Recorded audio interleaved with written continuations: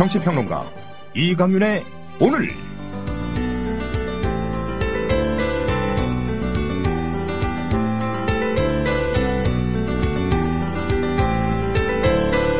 안녕하십니까, 이강윤입니다. 10월 19일 월요일 시작합니다. 김일성 주체사상을 우리 아이들이 배우고 있다는 현수막의 근거로 새누리당은 현행 검정 교과서를 들고 있습니다. 금성 출판사가 펴낸 국사교과서에 주체사상은 사람 중심의 세계관이고 인민대중의 자주성을 실현하기 위한 혁명사상이다 라고 적혀 있다는 겁니다. 설마 싶어서 찾아보았습니다. 금성 출판사 국사교과서 407페이지에 이렇게 적혀 있더군요. 북한 학계의 주장에 따르면 주체사상은 사람 중심의 세계관이고 인민대중의 자주성을 실현하기 위한 혁명사상이다. 그러나 주체사상은 김일성주의로 천명되면서 반대파를 숙청하는 구실과 북한 주민을 통제하고 동원하는 수단으로 이용되었다. 주체사상을 통렬히 비판한 건데 마치 찬양한 것처럼 둔갑시킨 겁니다. 새누리당의 악랄한 거두절미입니다. 잠시 후 시작합니다. 아직도 콘도 회원권 분양받으세요? No. 저렴한 금액으로 회원권을 이곳에서 구입하세요. 전국에 있는 모든 콘도 회원권, 여러분이 찾는 회원권에 관한 정보가 모두 있습니다. 회원권 114, 대한민국 대표 회원권 거래소 회원권 114, 인터넷과 모바일 앱에서도 검색할 수 있습니다. 02544-6114, 02544-6114. 지금 바로 전화주세요. 회원권 114. 빅맥보다 바비박스밥이 낫다. 와퍼보다 바비박스밥이 낫다. 밥이 박스에 담겨 빠르고 간편하게, 그리고 근사하게 당신의 식사 시간을 채워줍니다. 먹방 하종우도 차기작의 추가씬을 요청했다던 바비박스. 학동역 1번 출구 KFC 그 윗집 바비박. 패스트푸드 하면 우리가 햄버거 많이 생각하지 않습니까? 건강에 안 좋습니다. 건강에 안 좋죠. 네. 그런데 이제는 밥으로 이게 해결이 된다는 거죠. 그러니까 마치 그 포장이 햄버거 포장 같아요, 진짜. 더 저는 멋있다고 세련돼 봅니다. 있고. 세련됐어요. 되게 깔끔하게 돼 있더라고요. 네. 그 박스 안에 있는 밥을 숟가락으로 벤치에 앉아서 퍼먹으면 굉장히 그 모양이 잘 살 것 같아요. 월스트리트가에서 굉장히 바쁜 비즈니스맨 같은 느낌. 맞습니다. 네. 심지어 지금요, 전국 곳곳에 있는 그 바비박스 매장에 방문하셔서 9,000원 이상 사시면 이 바비박스 페이스 페이스 보틀입니다. 병이죠. 네. 그렇습니다. 예.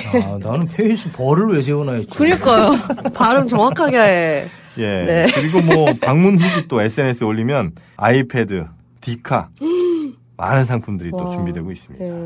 방문하셔서 맛을 보시면 점심 한 끼 아주 충분하게 채우실 수 있을 것 같습니다. 바비빵. 대한민국 투어. 국민TV 남덕수 조합원님께서 운영하시는 이 대한민국 투어. 이분이 그 20년 경력의 베테랑입니다. 이분의 어떤 경험을 여러분께서는 그냥 버스에 앉아가지고 다 빼먹는 거예요. 20년 동안 쌓아둔 그 빅데이터. 그렇죠. 버스가 이제 28인승 최고급 리무진 버스도 있고 45인승 좀 더 많은 분들이 타실 수 있는 이런 버스도 있으니까 고급진 여행도 바로 남덕수 조합원님과 함께라면 가능하다. 네. 문의 전화는요 1599-2686번입니다. 1599-2686. 버스 여행하면 2686이 딱 생각이 나네요 벌써. 네. 1599-2686번 아니면 네이버나 다음 같은 그 검색창에서 대한민국 투어 이렇게 검색하셔도 되고요. 그리고 웹사이트 대한민국 투어 한글로 쓰시면 됩니다. 대한민국 투어.kr 이렇게 검색하셔도 언제든 들어가실 수 있으니까 우리나라 국내 여행들 또 많이 애용하시기 바라겠습니다. 대한민국 투어였습니다. 주말 잘 보내셨는지 궁금합니다. 단풍이 절정이라는 뉴스 때문인지 지난 주말 고속도로가 특히 몸살을 앓았다고 하더군요. 자, 뉴스 브리핑 들으시죠. 정승주 아나운서 어서 오십시오. 안녕하십니까. 안녕하세요. 새정치민주연합이 교육부의 역사교과서 국정화 저지를 위한 파상공세 주가 바뀌고도 이어나가고 있죠. 그렇습니다. 새정치민주연합 문재인 대표는 오늘 국회에서 열린 당 최고위원회의에서 주체 사상을 우리 아이들이 배우고 있다는 새누리당의 현수막과 관련해서 새누리당은 새바늘간 거짓말로 국민들을 선동하고 불안하게 한 것에 대해서 국민들에게 사죄해야 한다며 압박에 나섰습니다. 그는 박근혜 대통령과 새누리당이 이번에도 색깔론으로 돌파할 수 있을 것이라고 믿을지 모르지만 오판이라면서 역사 국정교과서는 이념 문제가 아니라 상식 문제이기 때문이라고 밝혔습니다. 이종걸 원내대표는 아베 정권 교과서의 개학 시도를 막아온 논리는 교사의 교재 선택권이었다면서 박근혜 정부는 일본 아베 신조 정권이 극우적 국정교과서를 부활시킬 명분을 주고 있다고 질타했습니다. 정청래 최고위원은 역사 국정교과서는 국민의 힘 앞에 준엄한 심판을 받을 것이라면서 며칠 전 102명의 교수들이 역사 국정교과서 지지 서명을 했는데 조사를 했더니 102명 가운데 역사학과 교수는 6명뿐이었다 이렇게 꼬집기도 했습니다. 네, 이런 와중에 새누리당에서도 교과서에 대해서 불만이 터져나오고 있죠. 네, 김용태 새누리당 의원은 오늘 CBS 라디오에 출연을 해서 정부의 일방적 국정교과서 지침 발표로 국회는 아무 할 일 없이 일렬로 쭉 서 있는 상태, 의원들은 어안이 벙벙한 상태라고 말했습니다. 김 의원은 당의 전반적인 분위기가 정부가 국정화라는 빼도 박도 못하게 미리 방향을 제시하니 나머지 얘기를 하기는 매우 어려운 형국이라면서 새누리당의 의원들조차도 나머지 현안에 대해서 입도 뻥끗 못하고 있는 상황이라고 현 상황을 짚었습니다. 이어 정부가 국정화 하나밖에 없다고 일방적으로 선언하고 따라오라는 식이어서 당혹스럽고 황당한 게 사실이라고 덧붙이기도 했습니다.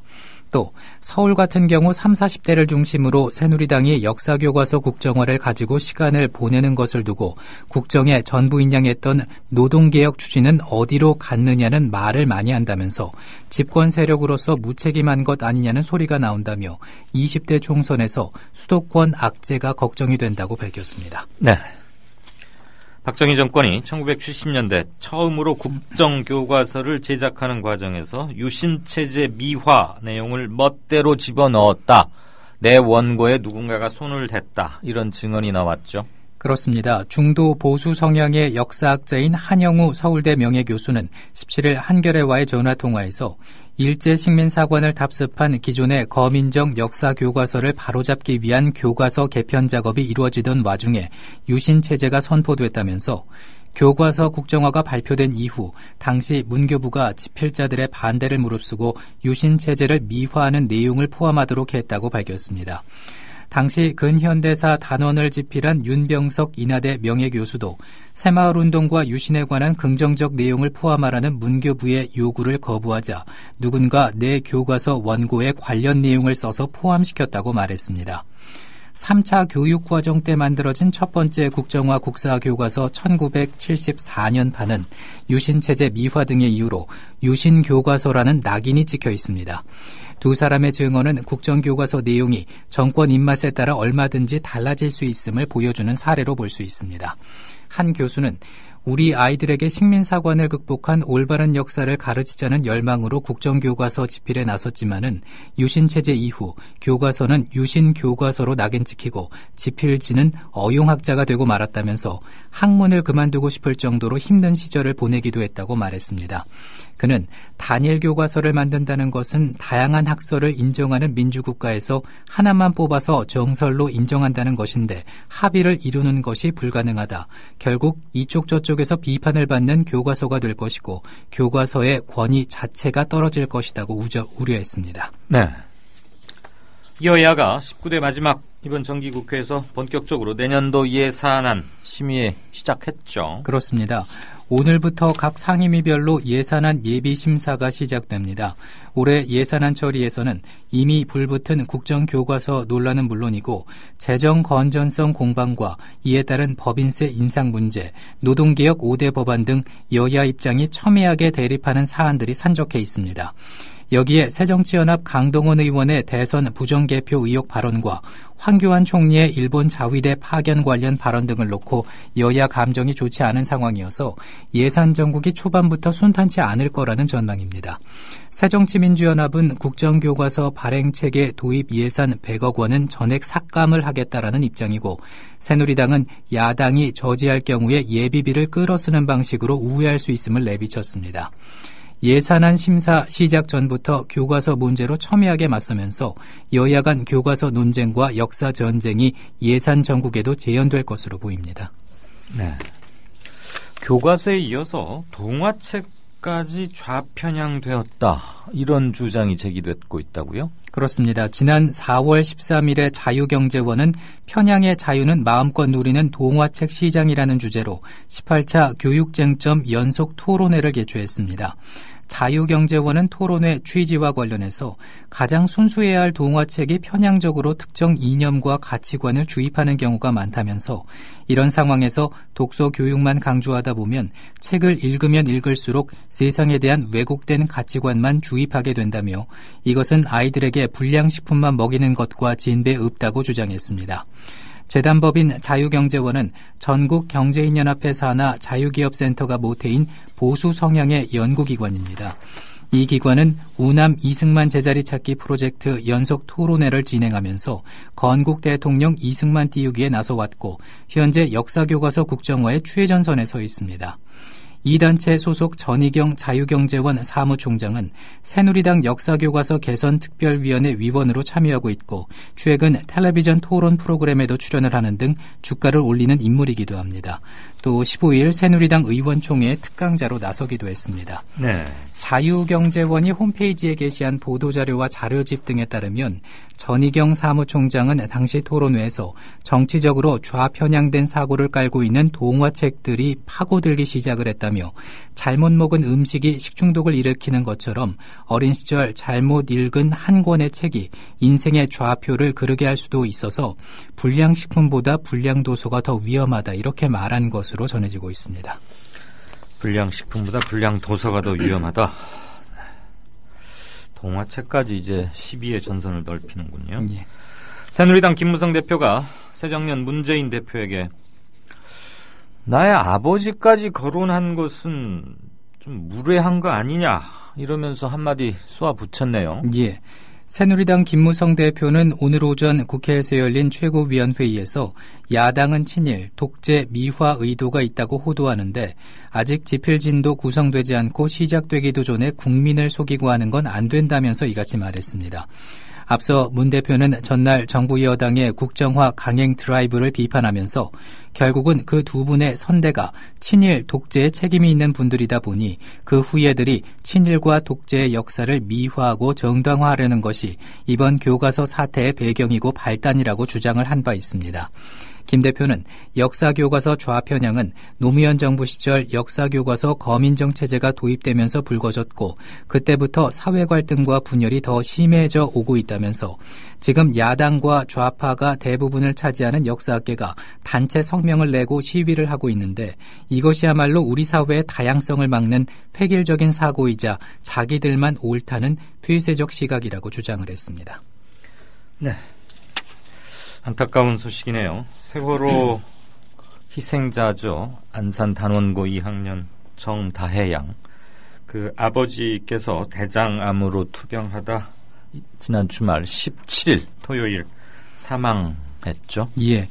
고 정다혜 양의 아버지는 지난 4월 16일 세월호 참사가 발생하기 전 대장암 수술을 받고 회복 중이었지만은 참사 이후 암이 재발해서 항암 치료를 받아왔습니다. 세월호 희생자 정다혜 양은 세월호 참사 발생 18일 만인 5월 4일 시신으로 가족들에게 돌아왔습니다. 한편 세월호 유족은 미수습자 9명 수습을 최우선 과제로 요구하고 있고, 해양수산부는 내년 태풍이 오기 전인 7월 전까지 세월호 선체 인양을 완료한다는 계획입니다. 네. 오늘 페이스북에 유경근 4.16 가족협의회 집행위원장 유경근 씨 페이스북 보니까 다혜 아빠 잘 가요. 가서 다혜 만났죠. 이러면서 안타깝고도 슬픈 먹먹한 그런 심정을 짧게 올렸더군요. 1000명, 아까 제가 봤을 시간에는 한 1000명 가까운 분들이 같이 마음 아파하고 그런 걸 봤습니다.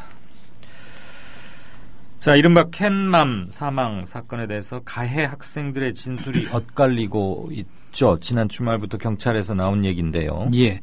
경기 용인서부경찰서는 어제 벽돌을 던진 것을 자백한 9살 A모 군과 현장에 함께 있었던 11살 B모 군을 피혐의자 신분으로 참고인 조사를 진행했습니다. 이들의 부모와 프로파일러가 동석한 조사에서 A군과 B군은 벽돌을 던지기 전 아래쪽에 사람이 있었는지 여부에 대해서는 진술이 엇갈렸지만 던진 직후 사람이 맞은 사실을 인지한 데에 대해서는 공통으로 인정하는 취지의 진술을 한 것으로 전해졌습니다. 이와 함께 사건 현장의 3차원 스캔 결과를 토대로 진행 중인 국립과학수사연구원의 모의 실험도 조만간 결과가 나올 것으로 보입니다. 네. 우리나라가 OECD 국가 중에 삶의 질이 최하위권이다. 이건 뭐 새로운 얘기는 아닌데 최하위권이라는 게 조금 눈에 띄는군요. 예. 오늘 OECD 2015 삶의 질 보고서에 따르면은 한국은 사회관계망, 건강 만족도, 대기질 부분에서 꼴찌를 기록했고 안전하다고 느끼는 정도도 최하위권이었습니다. 특히 사회관계 지원 항목에서 한국은 OECD 34개국 가운데 꼴찌를 차지했습니다. 어려울 때 의지할 친구나 친척이 있는지와 관련한 점수에서 우리나라는 72.37점을 기록해서 OECD 평균인 88.02점에 크게 못 미친 것은 물론이고 회원국 가운데 최저였습니다. 특히 나이가 들수록 주변에 의지할 사람이 없는 것으로 나타났습니다. 15세에서 29세의 점수는 93.29점으로 OECD 평균보다는 높았지만은 30세에서 49세에서는 78.38점으로 점수가 급격하게 낮아졌고 50세 이상의 점수는 67.58점으로 1위인 아일랜드의 96.34점보다 무려 30점가량 낮았습니다. 개인이 평가한 삶의 만족도는 한국이 10점 만점에 5.80점을 기록해서 OECD 34개 회원국과 러시아, 브라질을 포함한 36개국 가운데서 29위를 기록했습니다. 연령대별로 보면 15세에서 29세는 6.32점, 30세에서 49세는 6.00점, 50대 이상은 5.33점 등 나이가 들수록 삶의 만족도가 떨어지는 것으로 나타났습니다. 네, 왜 그럴까요? 나이가 들수록 왜 만족도가 떨어질까요? 여러 가지 이유들이 있겠고 이것을 해결하는 게 정치 아니겠습니까? 그나저나 우리한테는 이웃사촌 이런 말도 있고 두레와 같은 전통도 있었습니다. 이런 것들 다 어디 가버리고 나이 들수록 믿고 의지할 사람이 없다. 모든 걸 나 혼자 걸머쥐고 책임져야 한다. 이랬군요. 네, 노인 연령 기준을 현행 65세에서 5살 늘려서 70세로 올린다는 그런 얘기죠? 그렇습니다. 정부는 3차 저출산 고령사회 기본계획안을 발표했습니다. 이에 따라서 현재 65세로 돼 있는 노인의 연령 기준이 70세 정도로 상향될 전망입니다. 정부는 계획안에서 고령 기준을 재정립하기 위해서 사회적 합의 방안을 추진을 하겠다고 밝혀서 공청회 등을 거친 뒤 다음 달 안에 이 같은 내용을 포함한 기본 계획을 확정할 방침입니다. 노인 연령 기준이 올라가면은 현재 65세로 돼 있는 기초연금 수급 시기와 60세인 정년 연령도 조정이 뒤따를 것으로 보입니다. 65세 이상 노인 인구 비율은 지난 2000년 전체 인구의 7.2%였지만은 올해는 2배 수준인 13.1%로 늘었고 오는 2030년에는 24.3%에 달할 전망입니다. 정부는 노인 연령 기준을 70세로 올리면 연간 2조 3천억 원의 재정을 절감할 수 있을 것으로 판단하고 있습니다. 네. 65세에서 70세로 올린다. 정년 문제, 그다음에 노인 빈곤 문제 이런 것들 얽혀서 참 복잡한 문제가 많은데요. 날씨 소식 알아볼까요? 네. 내일은 전국이 대체로 맑은 가운데 남부지방과 강원 영동은 오후부터 가끔 구름 많아지겠습니다. 아침 최저 기온은 8도에서 17도, 낮 최고 기온은 전국이 20도에서 27도의 분포 보이겠습니다. 네, 지금까지 뉴스브리핑의 정승조 아나운서였습니다. 고맙습니다. 고맙습니다. 박 대통령은 재치 있는 유머로 주변 사람들을 안심시키며 분위기를 바꾸었습니다. 아유, 공해야 공해. 아니 기사님, 뉴스 듣다 왜 라디오를 끄세요? 대통령 동정 연예인 스캔들 동물 날치 얘기뿐이에요. 어디 뉴스가 뉴스다워야지요. 그럼 기사님 안목에서 뉴스다운 뉴스는 뭔가요? 4대강 만든다고 하더니 죽을 4차 4대강 만들었고, 나라님이 자원 외교한다며 혈세를 펑펑 써댔고, 똥별들이 무기 팔아서 뒷돈 챙기고 나라가 개판 5분 전이 됐는데 이런 건 뉴스에 안 나오잖아. 뭐가 뉴스겠어요? 자고로 뉴스라는 거는 권력이 뭔지 알려주고 그 권력을 바르게 이끄는 거 아니겠습니까? 왜 이럴까요? 그게 다 권력자한테 장악당한 거죠. 기사님, 그래서 이런 세상, 이런 뉴스를 바꾸자고 해서 등장한 협동조합이 있잖아요. 네? 협동조합이요? 조합원이 사주라서 조합원 뜻에 어긋나는 뉴스를 만들 수 없는 그런 방송이에요. 오! 아니 거기가 바로 미디어 협동조합입니다. 욕하고 한숨 쉬는 것으로 그치지 말고 함께 희망을 만들어요. 미디어 협동조합 홈페이지 국민.tv 또는 서울전화 3144-0933으로 문의하세요. 많이 힘들어. 많이 힘들어? 우울해.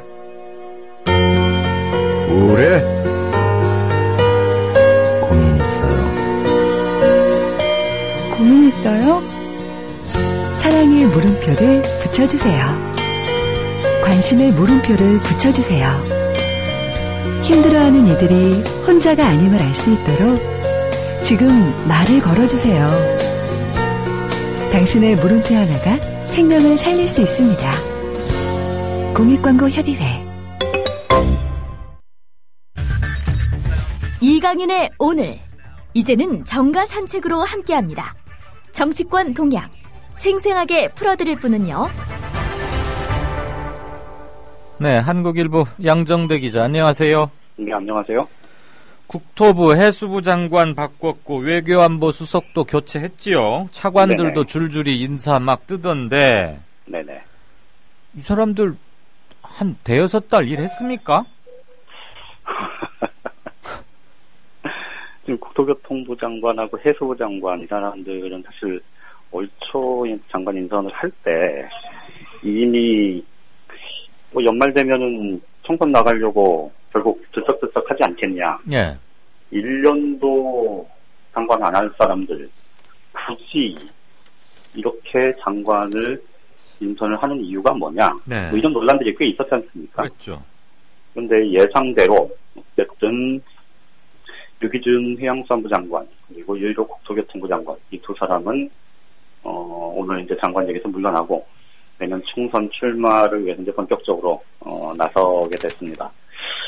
사실은 이 장관 인선이라는 게 물론 뭐 임명권이라는 게 대통령한테 있으니까 뭐 시쳇말로 뭐 대통령 남이긴 합니다만 그런데 이 장관이라는 자리가 어쨌든 이 해당 정부 부처의 이 전체적인 행정력 이것이 국민들의 실제 삶에 미치는 영향들이 지대하다는 점을 감안을 하면 그만큼 신중하고 신중하게 그렇게 장관을 인선해야 하고 또 이 해당 장관들이 그 행정의 연속성 그러니까 국민들 입장에서 보기엔 이 행정이 어쨌든 일관성을 갖고 진행될 수 있다. 뭐 이런 믿음이 있어야 되는 거 아니겠습니까? 그렇죠. 근데 그 점에서 보면 이 불과 뭐 8, 9개월 만에 이렇게 장관을 갈아치우는 거 더군다나 이미 총선이 뭐 내년 총선을 위해서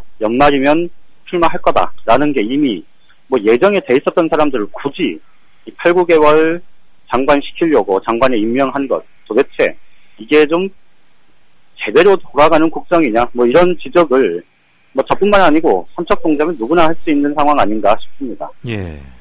이 제대 날짜 정해진 장관들 말을 누가 얼마나 들었겠어요.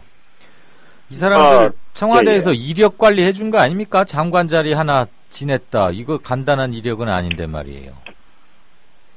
사실 그렇게 비판을 해도 청와대 입장에서는 박근혜 대통령 입장에서는 사실 할 말이 없는 게 말씀드린 대로 뭐 유일호 장관이나 그 유기준 장관 모두 지금 재선 3선을 하고 있고 내년 총선 출마하겠다는 게 뭐 이미 기정사실화돼 있고 예. 본인들도 계속해서 장관 인선이 될 때, 장관 후보자로 내정이 됐을 때부터 이 언론과의 인터뷰에서 특히 유기준 장관 같은 경우는 나는 무조건 출마한다 뭐 이런 얘기를 아주 공공연하게 했었지 않습니까? 예.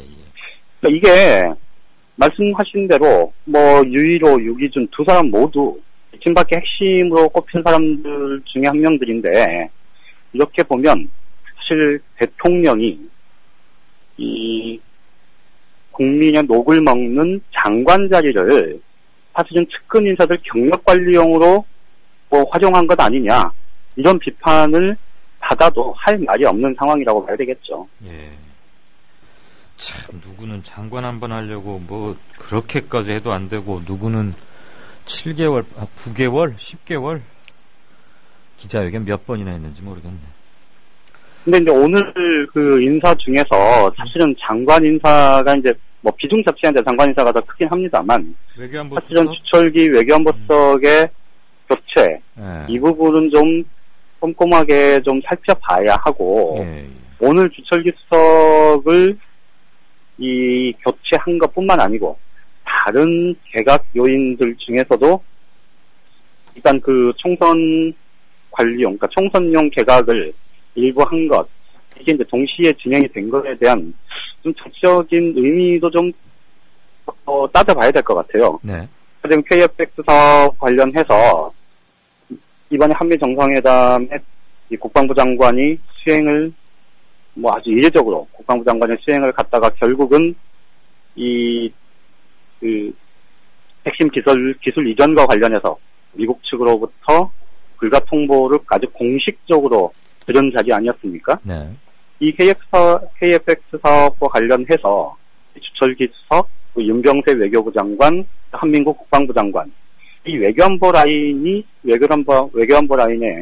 이 수장들이 사실은 결과적으로 보면 또 과정상에서도 이 우리 국익을 심대하게 훼손했다.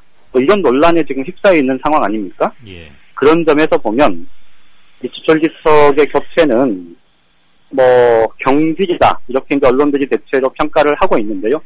청와대는 뭐 청와대에서는 이제 나름대로 뭐 처음부터 그러니까 그 박근혜 정부 임기 초부터 이 고생을 했던 사람 이제 바꾸는 거다 뭐 이렇게 설명을 하지만 그 설명보다는 이 KFX 사업과 관련한 경질에 가깝고 그리고 이 윤병세 장관과 한민국 국방부 장관은 그대로 두고 또 나머지 이미 예정돼 있던 개각 요인을 여기다 끼워 넣은 건 결국은 물타기하고 꼬리 자른 것 아니냐 이런 지적을 할 만하죠.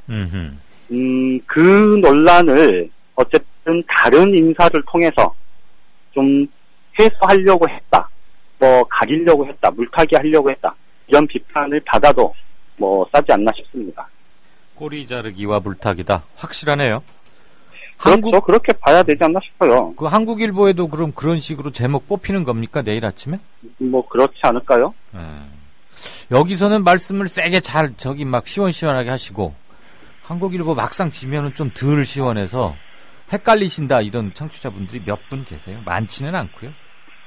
그럼 뭐 한국일보 지면이야 제가 짜는 건 아니니까.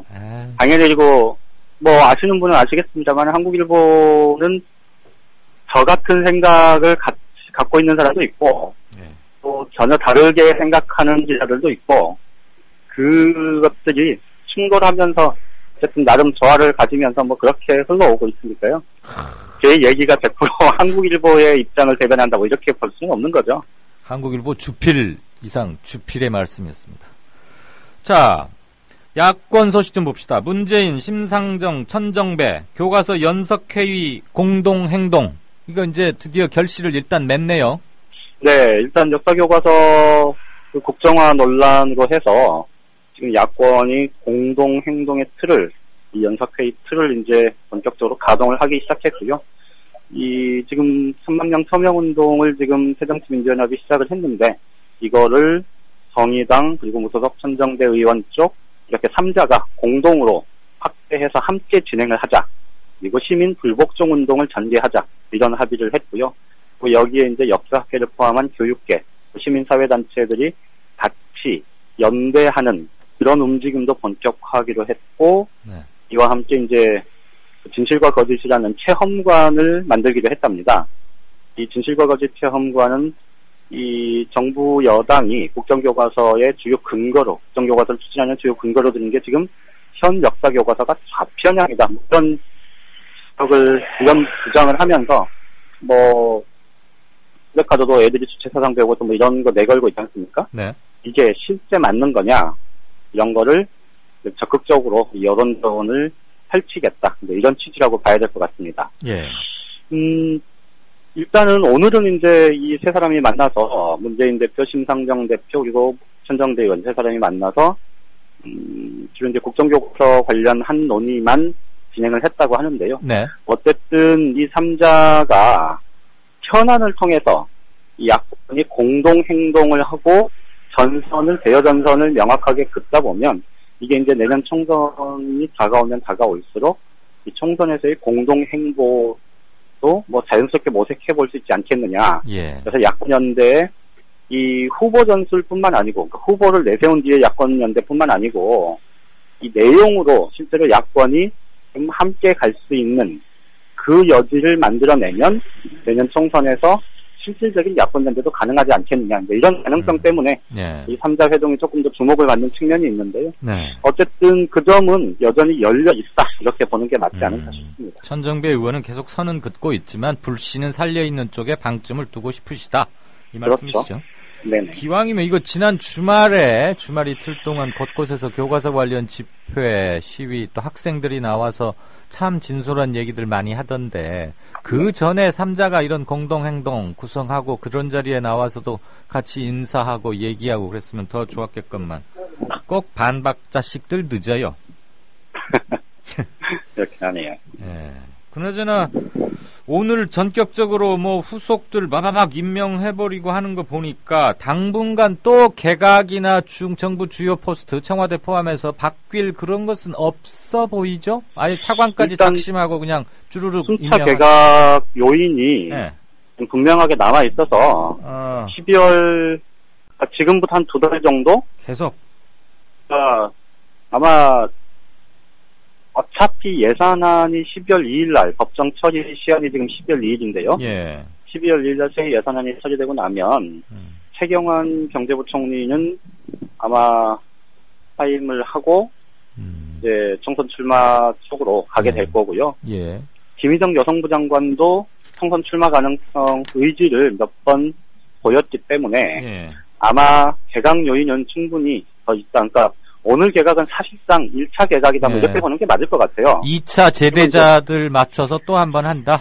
그런데 그건 아마 예산안 끝나고 할 가능성이 높다 이거죠. 그렇겠죠. 그리고 이제 황우여 교육부 총리도 지금 총선 출마에 대한 의지가 강한데 이 역사교과서는 지금 막 불이 붙어 있는 상황이어서 어쨌든 지금 당장 바꾸기에는 아마 부담이 굉장히 컸을 거고요. 그래서 그런 점을 감안을 하면 또 청와대도 지금 수석들 뿐만 아니고 지금 다른 수석들 교체 얘기까지 나오진 않습니다만 지금 청와대 민경욱 대변인이 지금 사의 표명을 한 상태 아닙니까? 계속 공석이 그럼 요즘 브리핑은 그렇죠? 누가 한대요? 김성우 청와대 대변인하고 지금 청와대 춘추관장도 지금 자리가 비어 있어서 이 사람들도 지금 이제 새로 그 교체를 해야 되는 새 인선을 해야 되는 상황이고요. 지금은 다 계속해서 홍보석 김성우 홍보석이 나와서 지금 대변인 역할을 지금 같이 하고 있는 상황입니다. 문화일보 기자 하던 천영식 씨가 춘추관장 겸하고 있던 거 아니었어요? 아니요. 그렇진 않고. 정광삼 씨라고 전에 이제 서울신문 기자했었던 사람 있었죠. 그 사람이 지금 출마한다고 이제 내려가 있는 상황이고. 천영식 씨는 그냥 비서관만 하고 있는 거군요. 그래서 사실은 오늘, 아까 말씀드렸듯이 좀 꼬리 자르기, 물타기용 인사였다라고 말씀을 드리는 이유 중에 하나는, 그러니까 이미 그 인사 요인이 생겼던 부분에 대해서는 아직 인선을 준비 못한 상태에서 나갈 게 뻔했던 사람들을 바꾸는 그 인사를 주철기 외교안보수석 인사하고 함께 했다. 이런 점도 한 가지 짚어볼 수 있지 않나 싶습니다. 꼬리 자르는데 묻어갔군요. 알겠습니다. 그렇게 보는 게 맞지 않을까 싶습니다. 이력서 관리해주는 사람들도 따로 있고 참. 네, 지금까지 정가산책의 한국일보 정치부의 양정대 차장이었습니다. 고맙습니다. 예, 고맙습니다.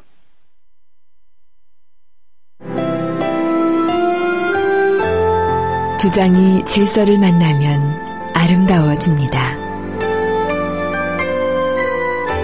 주장이 화해를 만나면 힘이 생깁니다. 주장이 감동을 만나면 희망이 됩니다. 주장이 배려를 만나면 마음을 움직입니다. 마음을 움직이는 힘, 배려에서 시작됩니다. 한국방송광고공사 공익광고협의회.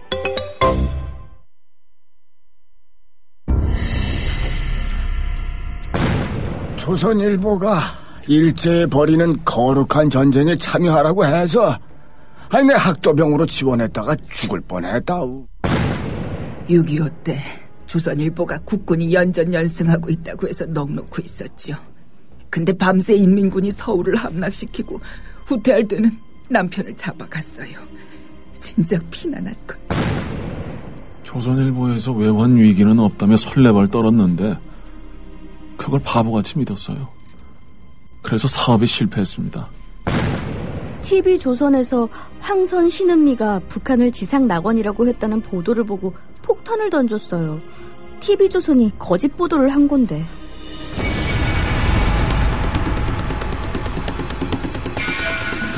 이런 조선일보가 여전히 신문시장 1위를 독점하고 있습니다. 조선일보 같은 족벌신문, 수구 기득권 세력의 대변 매체에 집중된 언론 권력을 시민에게 돌려주자는 운동. 이게 바로 미디어 협동조합 운동입니다. 조합원이 아니신가요? 서둘러 가입해주세요. 조합원이신데 조합비를 아직 못 내고 계신가요? 서둘러 자동납부 신청을 해주세요. 인터넷 국민.tv 또는 서울전화 3144-0933, 3144-7737로 하시면 됩니다. 5시 5분 45초 막 들어왔습니다. 북한 조선중앙통신의 발표문 한번 들어보시겠습니까? 국정교과서에 찬성하는 우리의 립장.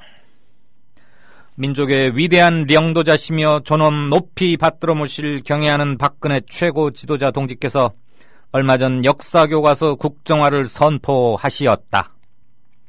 이는 역사의 길이 남을 3.15 부정선거를 만들어내신 위대한 리승만 대통령 각하와 유신체제를 세워 대통령 선거제도 자체를 아예 없애버리신 박정희 대통령 각하를 가장 숭고한 기쁨과 영광으로 받들어 모시려는 박근혜 최고 지도자 동지의 무한한 해안이 아닐 수 없다. 잘 흉내를 못 내고 있죠. 저 한복 입은 그 아주머니 아나운서 몇십 년째 하고 계시는, 그리고 머리 반듯하게 깎은 그 풍채 등치 좋은 남자 아나운서 동무, 볼 때는 키득거렸는데 막상 흉내 내려니까 쉽지 않군요. 오늘 국정교과서에 찬성하는 우리의 립장으로 시작해서 박정희 각하 탄신 98년, 서기 2015년, 각하를 존경에 맞지 않는 련세대학교 학생으로 맺는 서체도 아주 북한에서 많이 씀직한 그런 서체로 된 유인물 한 장. 실제 연세대학교에 나 붙었다 그러죠. 역사교과서 국정화를 통렬하게 패러디하고 꼬집는 골개와 해학이 번득이는 그런 게 SNS에서 화제던데, 마침 또 우리의 립장이라는 닉네임을 쓰신 분께서 올려주셨네요. 그래서 제가 그 흉내를 내봤는데, 단언컨대 앞으로 우리 조국에서 쓰여질 교과서는 북조선, 러시아, 베트남의 국정교과서만큼 영광스럽고 긍지 높은 교과서가 될 것이다.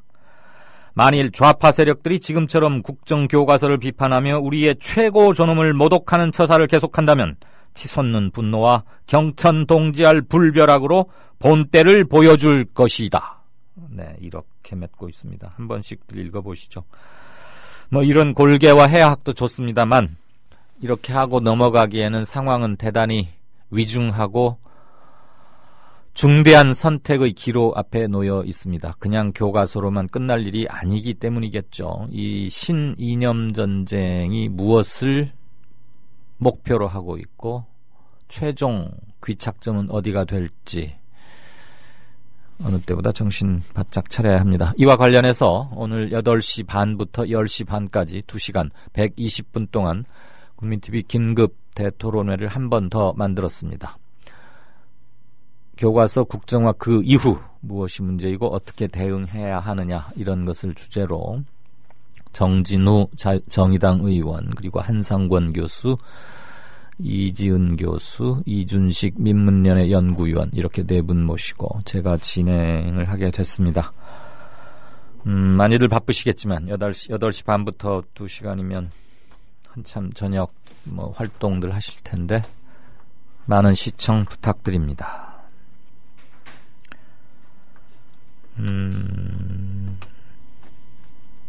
이 사진을 올려주신 분도 계시고 지영팬님이 오늘은 출근길부터 하루 종일 국민TV 국민라디오를 듣고 계신다고요? 메이드 인 연세대학교 격하게 사랑합니다.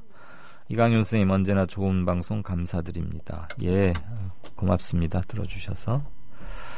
이제 닭이라 하지 말고 꿩이라 해야 하지 않을까요? 손바닥으로 하늘을 가리려 하는 짓을 보면 그런 것 같습니다. 그만해라 그네야님 남겨주셨고요. 예산 합의해주지 마라.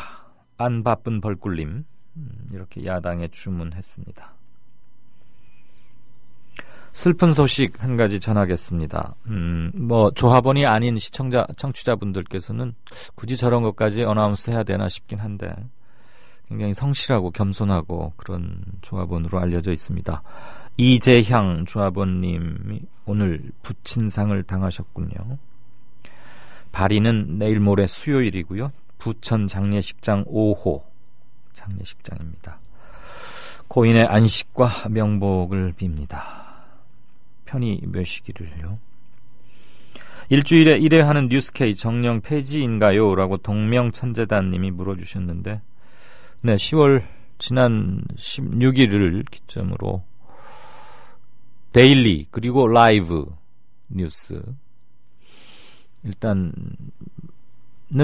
맺었고요. 포맷과 시간을 달리해서 좀 게릴라식으로 클립별로 뉴스 사안별로 그때그때 올리고 이것들을 쭉 묶어서 한 주를 정리하는 그런 식으로 대변화를 하게 됐습니다. 오늘은 그 첫날이고요.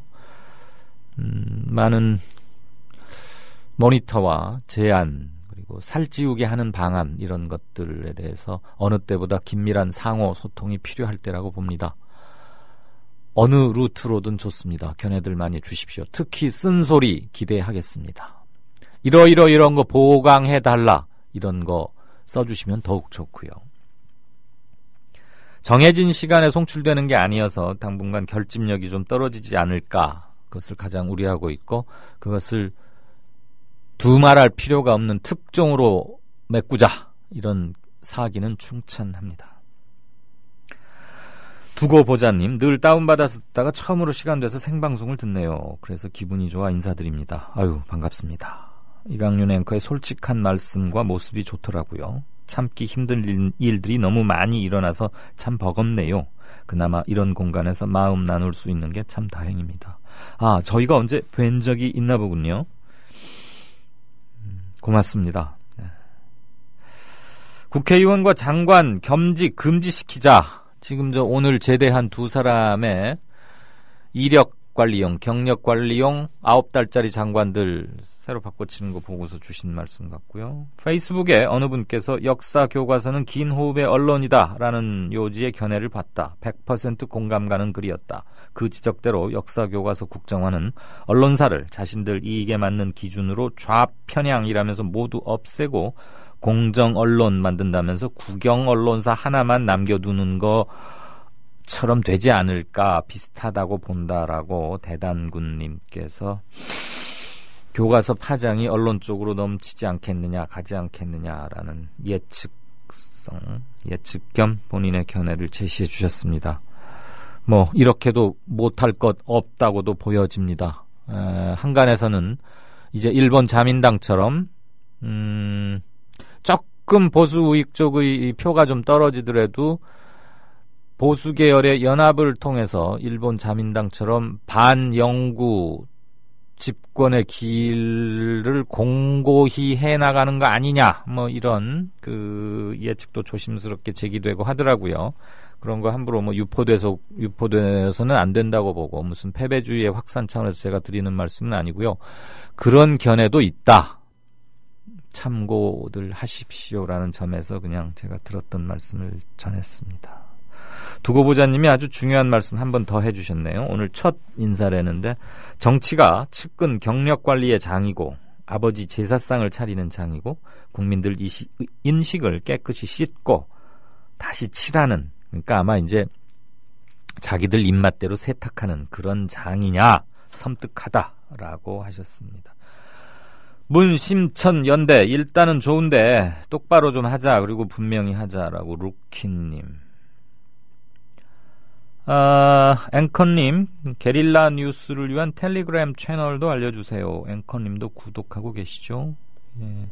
국민TV 공식 채널, 지난 17일 토요일 청소년들도 거리로 나섰다. 교과서 국장화 반대. 이 집회 장면 이렇게 모아주셨습니다. 네, 채널이 하도 많아가지고요. 컴퓨터에 익숙한 분들은 뭐 바로바로 이렇게 하시던데, 역시 그 앱의 문제, 전용 앱 문제, 그게 조금 번거롭게 해드려서 컴퓨터에 익숙치 않은 분들, 나이 드신 분들에게는 조금 죄송합니다. 최근 몇 분 동안 오늘 팟빵 서버의 접속 장애로, 그러니까 저희 국민TV 쪽의 기계나 송출상의 문제는 아니었는데 팟빵 서버 접속 장애로 방송 송출이 일부 안 되었었더군요. 못 들으셨던 분들, 답답해 하셨던 분들, 어쨌거나 뭐 지금 현재는 송출 플랫폼 중에 하나가 중요한 데가 팟빵이니까 그쪽에서의 사고이긴 하지만 양해의 말씀, 송구하다는 말씀 드립니다. 지금은 어떠신지들 모르겠습니다. 계시는 곳들에서 좀 수신 여부 올려주시겠습니까? 바짓다 용사님, 출첵한다. 토론회 시간 좀 늦춰져서 좋다. 반드시 보겠다. 국정화 찬성하는 이들에게 대항할 논리적 무기의 근거를 갖춰야지요. 이강윤 앵커 항상 화이팅입니다. 아유, 고맙습니다. 야호님, 팟빵 다시 됩니다. 네, 답답하셨겠군요. 시작한 지 지금 47분, 46분이나 됐는데 왜 또 이런 일이. 간만에 본방 사수했는데 들리지 않으셨던 모양이죠. 맑고 향기롭게님. 팟빵에서 라이브 자체가 안 되는 듯합니다. 지금 괜찮으시죠? 그냥 기다릴 걸 나오네요. 광고 끝나고 중앙통신 언급 이후부터 안 나와요. 아하, 제가 오늘 중앙통신 아나운서를 흉내냈는데 안 들리셨다고요? 차라리 아이고 참 목통이다. 이게 5시 8분부터 들리신다. 2분가량 방송이 안 나왔다고요? 딱 그때부터 안 나왔군요. 참 답답한데. 여러분들은 절호의 저기를 못 들으신 겁니다. 내용이 좋은데 잘 안 나왔다. 저만 그런 게 아니었다. 설마 박근혜 정부가 끊어버린 건 아니겠죠? 저도 그랬을 거라고 생각합니다. 예, 잠시 불편을 드렸습니다. 팟빵 서버 이제 다시 접속 장애가 해제됐답니다. 다음 코너 이어가죠. 국민TV 조합원인감? 나가지 있게 지역협의회 가입해야 쓰겠어. 국민TV 조합원이요? 지역협의회 가입해야죠. 국민TV 조합원 맞나? 막 퍼뜩 지역협의회 가입해 안 카나? 국민TV 조합원에 가입하고 조합비를 내고 국민라디오와 국민TV를 시청한다고 조합원으로서의 만족이 전부냐? 결코 아닙니다. 가까운 지역협의회에 가입하셔서 가까이 사는 조합원과 동지애를 나누십시오.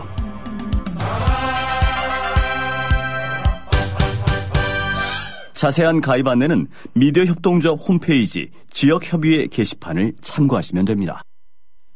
네, 스포츠 뉴스 주말 스포츠 뉴스 정리하겠습니다. 스포츠큐의 박상현 차장, 안녕하세요. 네, 안녕하십니까. 네네. 한국 축구가 브라질 이긴 게 이번이 처음입니까? 공식 대회에서 피파 주간대회에서는 처음이고요. 아, 네. 예, 예전에 그 친선 경기로서는 한번 이긴 적이 있었죠. 예, 뭐 그런 거는 걔들이 져줬다고 볼 수도 있는데. 예. 피파 주최 A 매치면은 그래도 그 친구들도 상당히 열심히 했을 텐데 어떻게 해서 우리가 브라질을 꺾게 됐죠? 예, 일단 수비가 상당히 좋았고요.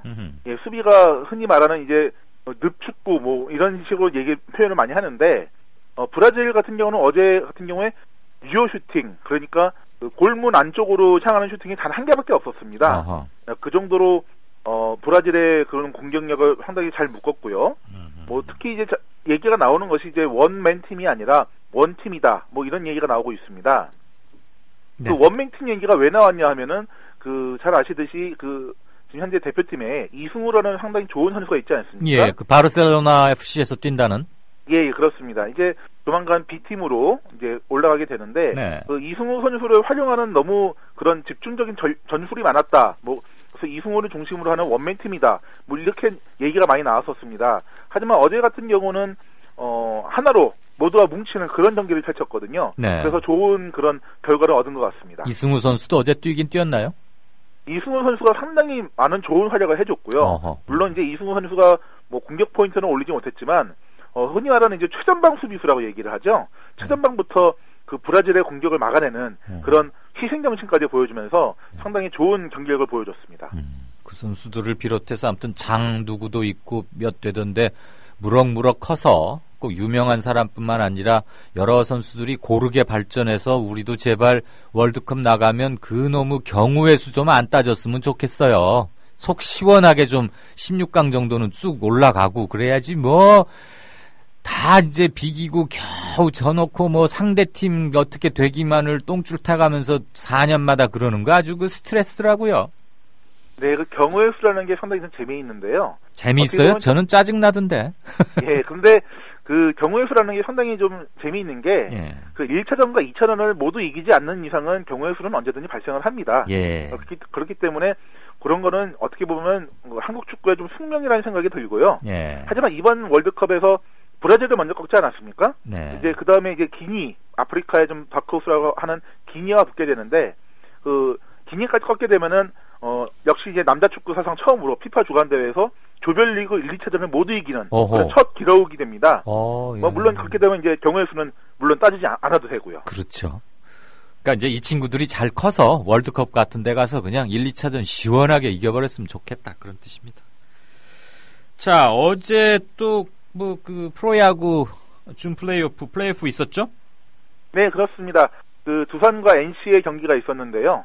결과부터 말씀드리자면은 두산이 7대0으로 이겼고요. 네. 그다음에 더스틴 리퍼트라는 그 두산의 외국인 에이스 투수가 완봉승을 거뒀습니다. 이번 두산과 NC의 경기가 상당히 재미있는 게 뭐냐면은 어떻게 보면은 NC도 거의 두산과 같은 팀이거든요. 잘 아시듯이 김경문 감독이 지금 NC의 감독을 맡고 있고요. 네. 그다음에 손시현이라든지 이종옥이라든지 모두 두산 출신 선수들이 NC로 건너가 있습니다. 네. 어떻게 보면 뭐 두산의 쌍둥이 경기가 아닌가 그런 얘기가 좀 많이 나돌고 있는데 네. 어쨌든 어제 경기는 두산이 먼저 1승을 거뒀습니다. 그러면은 앞으로 2번 더 이겨야 됩니까? 네, 그렇습니다. 역시 좀 플레이오프도 오전 3선승제로 펼쳐집니다. 자, 내년부터는 스카이돔 쓰게 되는데 목동 구장보다 큰가요? 작은가요? 예, 일단 목동구장보다 크고요. 예, 펜스 거리가 거의 잠실구장급이라고 좀 생각하시면 될 겁니다.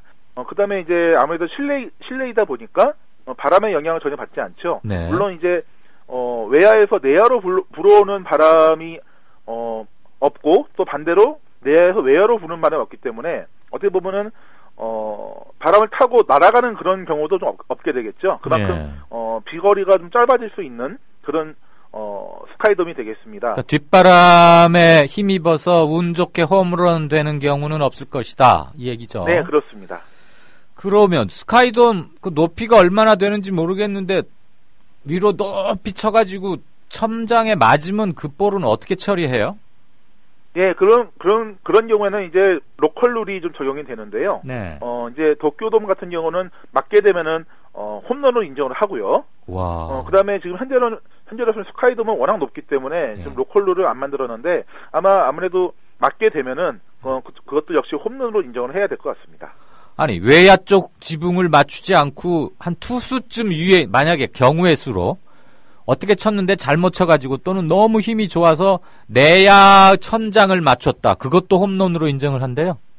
아닙니다. 그것까지는 아니고요. 네. 일단 어느 정도의 그런 위치에 가서 맞은 경우에 그런 경우에 홈런으로 인정하게 될 것 같습니다. 아직까지는 로컬룰이 만들어지지 않았기 때문에 좀 더 지켜봐야 될 것 같습니다. 경기 시작하기 전에는 이제 로컬룰은 만들어지겠죠. 예, 물론 그렇습니다. 박병호 선수 넥센의 메이저리그 진출 뭐 예상됐다시피 선언했는데 미국 가서는 그렇게 홈런 잘 치기는 아무래도 어렵겠죠, 물론.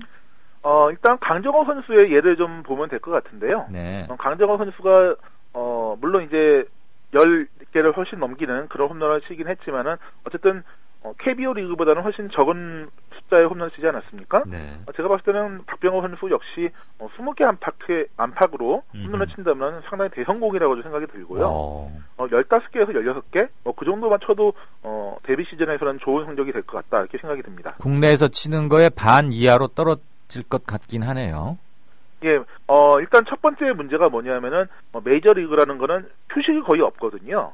휴식이 거의 없는 데다가 이제 비행 시간도 많고요. 네. 그런 것에서 오는 이제 피로감이라든지 빡빡한 경기 일정 이런 것 때문에 체력 안배를 좀 해줘야 됩니다. 네. 또 이제 메이저리그 같은 경우는 무조건 주전들이 모두 나가는 게 아니라 좀 쉴 타임이 있으면 또 빼기도 하거든요. 이제 주전들이 아닌 비주전 선수들을 내보내는 경우도 있기 때문에 그런 것까지 감안하게 되면은 20개 치면은 거의 뭐 흔히 말하는 대박이고 네. 15개 이상이면은 중박 정도 그렇게 될 것 같습니다. 강정호 선수보다는 펀치력 같은 게 좀 더 앞선가요?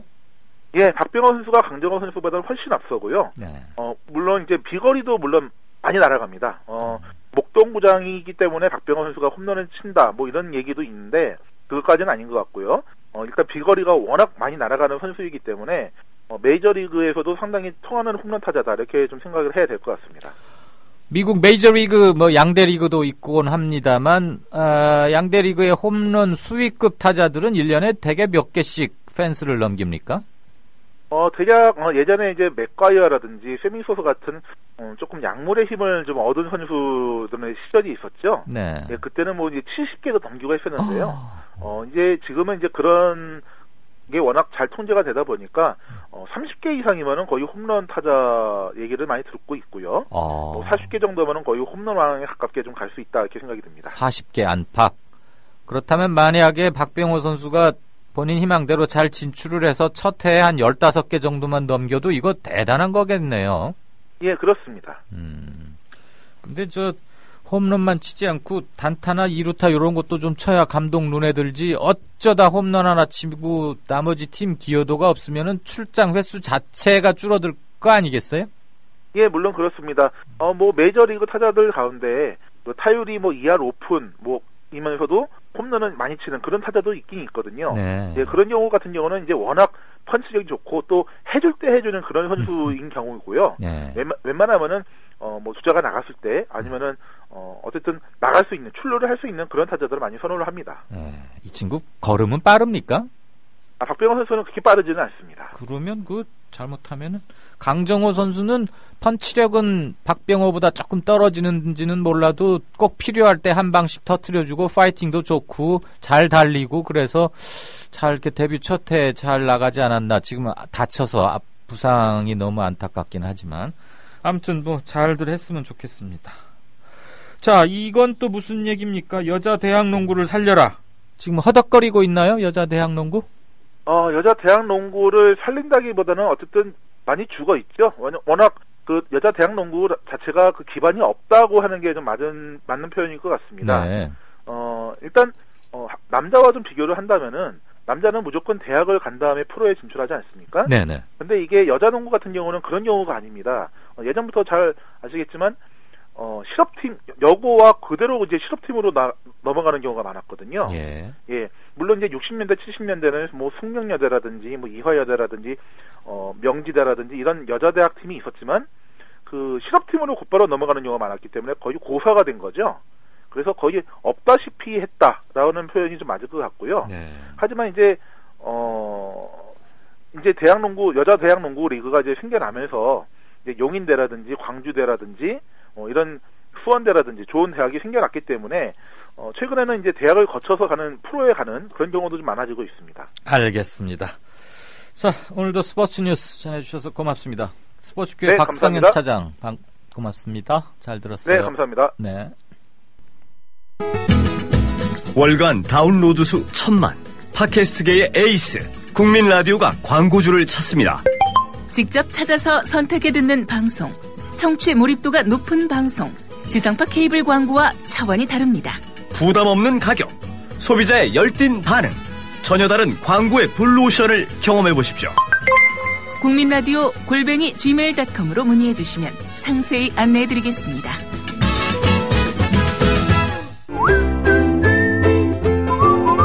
국민라디오 팟캐스트 응원하는 가장 쉬운 방법 아시나요? 다운로드하기, 별점 주기, 댓글 달기, 구독하기. 국민라디오 팟캐스트 널리 알리는 가장 쉬운 방법.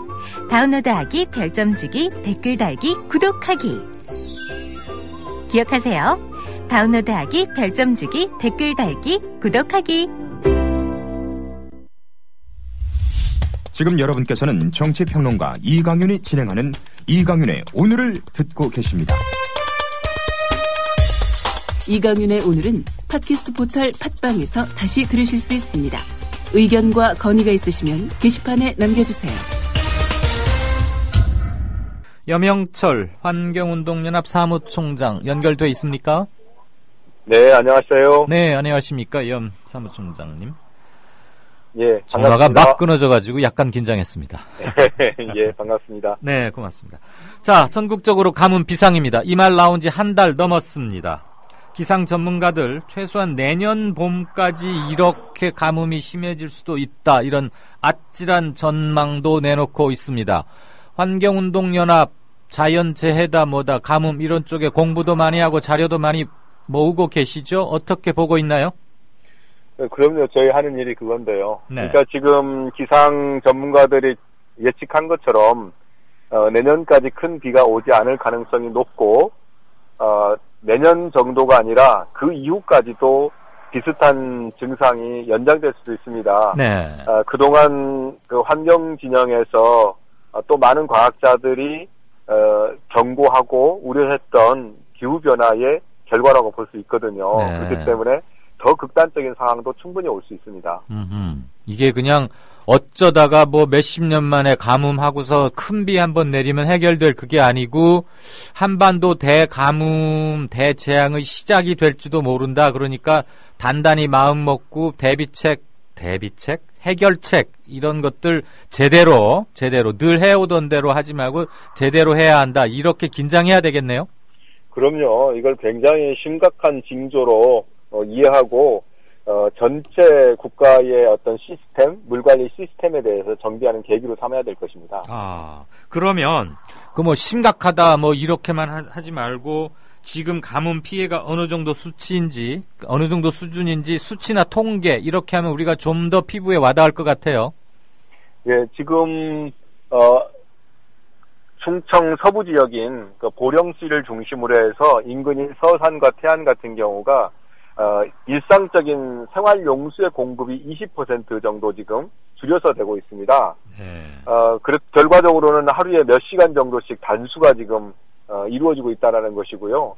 관련해서 가게들이 문을 열지 못하거나 그리고 또 생활에 불편을 겪는 그런 상황에 있습니다. 예. 일반적으로 이러한 형태의 특히 도시 지역에서의 단수라는 것은 근래 몇 년 동안 없었던 일이라고 볼 수 있습니다. 그렇죠. 물이 그렇게 확 줄어들면 식당 같은 거 하시는 분들 아주 발이 동동 타겠네요. 안 그래도 경기가 나쁘다 그러는데 물이 부족해서 오는 손님 그냥 내보내면은 그 쓰라린 속이 어떻게 되겠어요? 글쎄 말입니다. 그리고 아예 뭐 영업시간을 단축한다거나 이런 형태로 생활의 피해를 심각하게 당하는 분들이 많은 것 같습니다. 예. 그런데 대책을 내놔야 할 나라, 당정 1조 원 이상 투입해서 송수관로를 설치하겠다. 그래서 가뭄 대책 마련하겠다고 하는데 비판 많이 하시죠? 이거에 대해서 비판하는 이유 뭡니까? 정말 무책임하다라고 생각이 됩니다. 지금 당장 주민들에게 도움이 되는 것이 무언가라는 거죠. 1조 원씩을 들여가지고 토목공사만 벌인다라는 것인데 네. 결과적으로 지금 보령 지역의 물 문제의 원인, 가뭄의 원인에 대해서 정확하게 진단을 못하고 있는 것이라고 볼 수 있습니다. 예. 제 생각에는 해법 그냥 결론부터 얘기하면은 그렇습니다. 첫 번째로 지금 해당 지역의 환경부가 내놓은 것에 의하면은 전국적으로 유수율, 그러니까 물을 공급해가지고 실제로 도착을 해서 가격을 받는 것은 약 83% 정도라고 하고요. 미안합니다. 가격을 받다니 누구한테 물값을 받는다 이 소리입니까? 그렇죠. 수돗물을 공급하고서 그것에 대해서 그 수용가에 도착을 했다고 확인을 하고 돈을 받는 것. 예, 그것이 83% 정도입니다. 네. 그리고 이제 자기들이 주장하는 누수율은 약 10% 정도입니다. 예. 그 7% 정도는 이유를 뭔지 잘 모르겠다, 뭐 이런 것으로 해석할 수 있는데요. 네. 결과적으로는 한 17% 정도가 중간에 증발한다, 이렇게 보는 것이 맞는데, 실제로는 하도 이제 정부가 누수율이 높은 것을 잡지 못한다라고 했기 때문에 자료들을 살짝 왜곡하거나 가공합니다. 그래서 실제로는 지금 현재 보령 지역 같은 경우가 누수율이 15% 이상이거든요. 네. 그리고 실제로 아마 정확한 데이터를 근거를 하면은 거의 60-70% 정도 수준밖에 되지 않습니다. 그러면 30-40%가 어디로 물이 줄줄 샌단 말입니까? 어떻게 됩니까? 줄줄 샌다고 봐야 됩니다. 근데 더 재미난 것은 보령시는 시고 그 인근에 있는 태안이나 서산 같은 경우는 분단이고 막 이러지 않습니까? 그런데 이 지역은 유수율이 더 높은 걸로 지금 통계에 나와 있습니다. 이건 있을 수 없는 일이거든요. 그러니까 결과적으로는 이 지역이 더 심하게 자료를 왜곡했다라고 볼 수 있습니다. 다른 하겠는데 첫 번째로는 노후 관거를 개보수하는 것이 첫 번째입니다. 서울시 같은 경우는 지금 현재 유수율이 약 95% 수준까지 올라가 있습니다. 결국은 중간에서 누수되는 양이 적기 때문에 사실상 공급하는 물의 양이 대부분 사용된다라는 뜻이 되는 거고, 지금 보령 지역의 공급에 지금 물 공급에 줄어든 양이 약 20% 정도이기 때문에 사실상 누수만 제대로 대책을 세워도 물 공급의 지금 정도 수준까지는 문제가 없다라는 얘기가 될 수 있는 거죠. 예, 그거 이제 상수도의 문제고. 두 번째로는요. 이거 속상하지만 말을 안 꺼낼 수가 없는데, 불과 몇 년 전에 3년 동안에 22조 이상을 퍼들여서 4대강인가 뭔가를 해놨고, 거기에는 물이 찰랑찰랑 넘친다는데, 바로 그 옆에는 타들어가고 있어요. 물 부족하고. 그렇습니다. 이거 왜 이런 일이 생긴 거죠? 물이 부족한 지역에 대한 대책이 아니라 물이 넘치는 지역에다가 추가로 물 공급 시설을 했기 때문입니다. 안 그래도 물이 충분히 있는 곳에다가? 그렇습니다. 그렇기 때문에 저 용도는 지금 아무렇게도 지금 쓰지 않고 있는 상태고요. 더구나 이제 문제는 한번 좁혀서 금강을 한번 보겠습니다. 금강 같은 경우는 상류에 용담댐이 있고 중류에 대청댐이 있습니다. 그 밑에에 과거에는 부여나 공주 등에서 금강에서 물을 채수해서 썼거든요. 근데 이 물들을 다 포기해버렸습니다. 그리고 대청댐 이남 지역의 수질 관리를 거의 하지 않고 있습니다. 그래서 물이 더러워진 거예요. 그래서 금강에 물이 있는데 그 물을 쓰지 않는 겁니다, 지금. 그래서 물 사용할 수 있는 물의 양이 줄어든 것입니다. 그리고 또 논산이라든지 인근 지역에 있는 논산이라든지 이런 지역 같은 경우는 수자원공사에서 지방 상수도, 그 지역 논산의 상수도를 관리를 하면서 논산 지역에 있는 지방 상수원, 그러니까 작은 하천에서 물을 하천에 자체적으로 공급을 했었는데 이런 시설들을 다 폐쇄를 하고 대청댐에서 물을 갖다가 쓴 거예요. 결과적으로는 그런 지역 같은 경우는 어떻게 되겠습니까?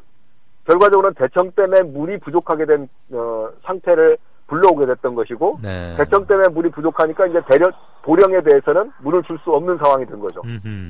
그래서 있는 물을 지금 없애버린 것이 더 큰 문제다라는 것을 우리가 인식해야 되는 거죠.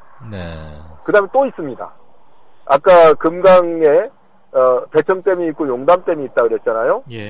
용담댐 물의 3분의 2를 전북으로 넘깁니다. 유역 변경을 하는 거죠. 그래서 유역 변경을 하면서 일부 수력 발전을 하고 그거를 일부 농업용수로 쓰고 나머지는 그냥 하천에 흘려보내서 새만금 쪽으로 바다로 흘러 들어가게 하고 있습니다. 이 물을 용담댐 지금 거의 사용하지 않은 거, 그러니까 전력 생산 과정에서 일부 편익이 발생하지만 거의 사용하지 않는 거나 마찬가지거든요. 이 물을 정상적으로 금강에 흘려보내고 그리고 보령에까지 이르게 하면은 보령의 물 문제를 해결하는데 큰 도움을 받을 수 있죠. 그 대신에 그게 호남지방으로 전북지방으로 갔는데 그럼 전북에서는 또 물 부족이 초래되겠네요. 그렇게 하면? 그렇지 않습니다. 지금 현재는 전북에서 물이 남는데 이걸 수리권이라고 합니다. 전북에서는 용담댐을 건설할 때 용담댐에서 확보한 물의 3분의 2를 전북으로 넘긴다라는 것에 대해서 그 권리를 갖고 있기 때문에 네. 그 권리를 포기하지 않는 겁니다. 아하. 그래서 전북 같은 경우는 그러니까 국가 차원에서 좀 더 종합적이고 융통성 있게 물 관리를 하게 된다면은 이런 때는 그 수리권에 대해서 양해를 구하고 그렇죠. 보령으로 물을 보내줘야 되는데 그 물을 안 보내주고 있는 겁니다 지금. 급할 때는 서로 논아 써야죠. 지금 저 타들어가는데 그렇죠. 거기 먼저 줘야지 권리 그 중에 일부는 내 거니까 그러면 안 되죠. 그러면은 그런 것을 예. 같은 동일한 레벨의 지자체 단체장들에게 맡겨놓으면 조절이 안 되지 않습니까? 이런 걸 중앙정부에서 틀어주고 컨트롤 타워 역할을 해야 되는 거 아니에요? 긴급 명령도 발동하거나 이렇게? 그래야 되는 건데 그런 권리가 없는 거고요. 사실은 아니 그건 만들어서라도 그렇게 해야 될 것 같은데요. 지금 그렇죠. 그것이 이제 환경단체나 전문가들이 빨리 물 관련해서 기본법을 만들고 예. 그리고 그런 권역 내의 물 갈등을 조정할 수 있는 권한을 가져야 된다라고 하는 건데 지금 현재는 전북도와 충남도의 문제가 아니라 예. 아예 중앙정부의 환경부, 국토부 등등이 다 권한이 분점돼 있어가지고 서로 조정을 못하고 있는 거죠. 그러다 보니까 지금 국토부조차도 자기들이 그거를 조정할 생각이 거의 없고 예. 이번에 도저히 지금 상황이 심각하니까 대책 중에 한둘 정도쯤으로 지금 넣어놓은 상태입니다. 수리권과 관련해서 유연성을 발휘할 수 있도록 조정 권한을 앞으로 만들겠다 이런 정도 있는 거죠. 알겠습니다. 그러니까 그런 것만 있었어도 그런 법적인 조치만 있었어도 보령에서 농업용수는 어쩔 수 없습니다만은 생활용수나 공업용수가 부족한 사태라는 것은 있을 수가 없는 거죠. 예. 근데 참 답답한 게 정말 이 나라는 가망이 없는 건가 하는 싶은 생각이 드는데 무슨 인터뷰를 하다가도 결국은 그 업무 관리권, 그다음에 컨트롤 타워, 그다음에 이건 내 업무가 아니다 그래가지고 부처 간에 핑퐁 하거나 그저 그냥 쳐다보고만 있는 것으로 한 20-30년 계속 쳇바퀴 돌듯 이러고 있거든요. 물 분야가 특히 심각합니다. 어허. 그 왜 물 분야, 물 쪽에서는 특히나 국토부하고 환경부 등등이 왜 이렇게 서로 다른 때는 막 뭐 좋은 거는 서로 뺏어가려고 땅 따먹기 하고 그러더니 왜 이런 것은 이렇게 서로 떠넘기고 그래서 컨트롤 타워가 상실돼 버린 겁니까? 물 쪽이 특히? 부처 이기주의죠. 부처 이기주의. 자신들의 예산과 인력만 늘리려고 네. 필요한 권한은 취하고 책임은 피하다 보니까 지금 이런 문제에 대해서 극단적인 사각지대가 지금 발생한 거고요. 그 다음에 전북과 충남지사 간에 이런 것을 협상할 권리도 없는 거예요. 그렇기 때문에 이제 저희들 같은 경우는 중앙부처가 자기들끼리 쭈물럭쭈물럭 그 권한을 갖고 있을 것이 아니라 빨리 유역으로 넘겨야 된다. 그래서 지자체들이 협상권을 가지고 필요한 부분에 예산을 확보하고 예산을 집행할 수 있도록 해야 된다라는 건데 지금 중앙부, 정부, 국토부 같은 데서 돈을 갖고서 이번에도 발표한 것이 기껏 자기들이 시행하는 수로 건설을 하겠다, 댐 건설을 하겠다 이런 식으로 나오는 거죠. 근데 이게 정상적이라면 아까 말씀드린 것처럼 수리권을 조정하거나 그리고 기존에 그 폐쇄한 상수원을 다시 개발하고 활용하거나 이런 형태로 나와야 되는 거죠. 근데 뜬금없이 지천 다목적댐을 건설하겠다 이렇게 나오는 것은 순전히 국토부, 환경부 이런 중앙부처들의 잘못된 행태, 이기주의 때문이다라고 단언할 수가 있죠. 당장 배가 고파서 기아에 허덕이는데 무슨 뭐 맛있는 케이크를 만들어 보겠다 요런 소리 하고 있는 거네요. 예, 악덕 관료들이라고 볼 수 있겠죠. 지천 연결하는 거 돈을 좀 들여서라도 4대강에는 철렁철렁한 물을 지천으로 돌려서 그리 물을 좀 공급하겠다. 이렇게 얘기를 하니까 이것도 결국은 두 번째 4대강 아니냐, 신4대강 사업 아니냐, 돈 쓸 데가 그렇게 없냐, 이런 비판 나오는데, 우리 이 엄청장은 어떻게 보십니까? 그겁니다. 4대강에 대해서 비판을 많이 받으니까 4대강에서 물을 끌어가면서 뭔가 목적이 있는 것처럼 만들려는 것이 하나 있고요. 예. 두 번째로 또 다른 토목을 벌이기 위한 것이다라고 볼 수 있죠. 그런데 만약에 지금 백제보에 3등급, 4등급 나옵니다. 그다음에 여름 되면은 녹조 되면은 녹조 수치가 그 법정 기준보다도 수십 배에 이르는 정도까지 악화되기도 합니다. 예. 그 물을 보령댐 상류에 공급을 한다. 과연 그 보령댐 물을 공급받는 누가 그걸 먹겠다고 하겠습니까? 네. 그러니까 지금 연결할 수도 있죠. 연결하려면은 백제보에 수지를 깨끗하게 해야 되는 것이 우선 대책으로 나와야죠. 예. 이걸 수지를 깨끗하게 하고 그 물을 공급하겠다라고 해야 되는 거죠. 그리고 또 다른 거 한 가지는요. 백제보 때문에 마치 물이 확보된 것처럼 주장하잖아요. 네. 확보됐다고 생각을 하잖아요, 사람들이. 그렇죠. 근데 백제보는 물이 확보됐다라는 것은 홍수 때 물을 채워놓고 가뭄 때 물을 공급해야 되는 거잖아요. 네. 근데 백제보는 홍수 때도 차 있고 가뭄 때도 차 있습니다. 아, 예. 그렇기 때문에 이게 백제보 때문에 물이 확보된 게 아니에요. 그냥 금강을 흘러가는 물을 지금 오염돼 있는 상태인 건데 이걸 깨끗하게 하고 백제보가 없어도 그 물을 공급해도 전혀 지장이 없는 거죠. 네. 그래서 마치 4대강 사업을 한 것 때문에 물을 공급을 새롭게 할 수 있는 것처럼 주장하는 것은 잘못됐다라는 말씀도 함께 드리고 싶습니다. 알겠습니다. 하나 더 질문 드리죠.